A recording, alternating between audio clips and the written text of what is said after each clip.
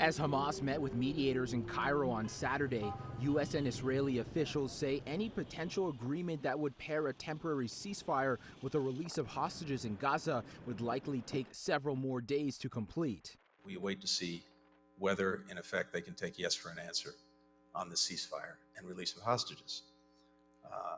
And the reality in this moment is the only thing standing between the people of Gaza and a ceasefire is Hamas. Pressure has mounted to reach a deal halting the nearly 7-month war. A top UN official says there is now a full-blown famine in northern Gaza, while Israel insists it will launch an offensive into Rafah, where more than 1 million Palestinians are sheltering. At least 9 people were killed in the latest Israeli airstrikes on Saturday, including 3 bodies recovered from the rubble of a building in Rafah.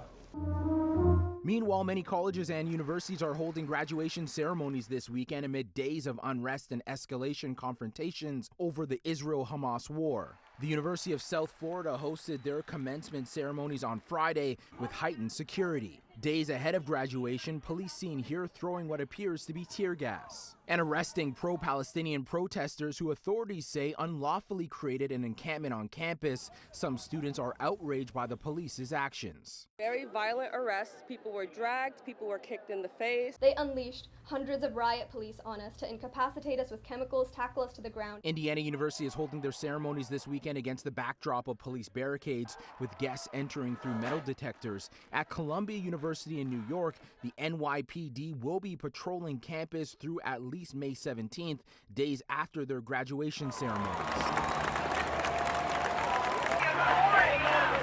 Protesters briefly interrupted the University of Michigan's commencement ceremony in Ann Arbor on Saturday afternoon. Saturday's protest occurred one day after protesters interrupted the school's School of Music, Theater, and Dance commencement ceremony. There should be no place on any campus, no place in America for anti-Semitism or threats of violence against Jewish students.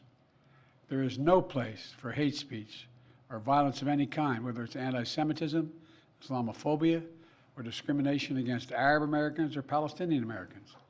It's simply wrong. The University of Southern California has canceled its main graduation altogether. It's a repeat of canceled ceremonies for the class of 2024, whose high school graduations were likely canceled in 2020. It was unfortunate to see that the commencement speakers were canceled.